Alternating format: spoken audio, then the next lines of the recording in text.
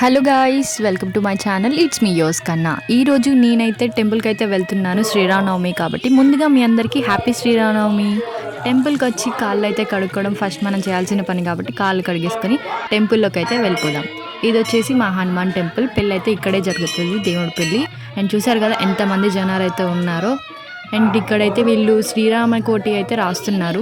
So మనం కూడా అయితే వెళ్ళి పేపర్స్ అయితే తెచ్చేసుకొని అయితే శ్రీరామ కోటి రాద్దాం. పెళ్ళి అయితే అక్కడ జరుగుతుంది గైస్.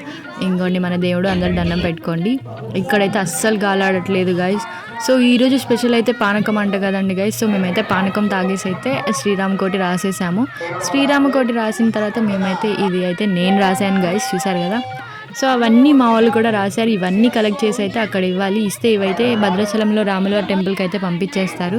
ఎక్కడెక్కడో ఉన్న వాళ్ళు అయితే ఖచ్చితంగా కలిసేది మాత్రం ఇలా పండుగలకు మాత్రమే గైస్. తర్వాత అయితే ప్రసాదం తినేసి అయితే మేమైతే కల్చరల్స్ చూడడానికి కూర్చున్నాం గైస్. ఈ అమ్మాయిని హాయ్ చెప్పమంటే అయితే హాయ్ చెప్పింది. తినైతే పాట పాడబోతుందంట. సో డాన్స్ చేస్తామంటే చెయ్యను అంది. సో ఇంకా మన డాన్సెస్ అయితే స్టార్ట్ అయిపోయాయి గైస్. చూసారు కదా, ఒక్కొక్కళ్ళు అయితే వేరే మాదిరిగా డాన్స్లు అయితే చేస్తున్నారు. ఎంత క్యూట్గా చేశారంటే చిన్నపిల్లలు చాలా అంటే చాలా బాగా చేశారు గైస్.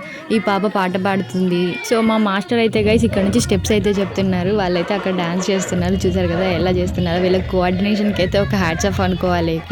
చాలా అంటే చాలా బాగా డాన్సెస్ అయితే చేశారు. సక్సెస్ఫుల్గా ఈవెంట్ని అయితే సక్సెస్ఫుల్ చేశారు గైస్. సో మేమైతే రిటర్న్ అయిపోయాము ఇంకా.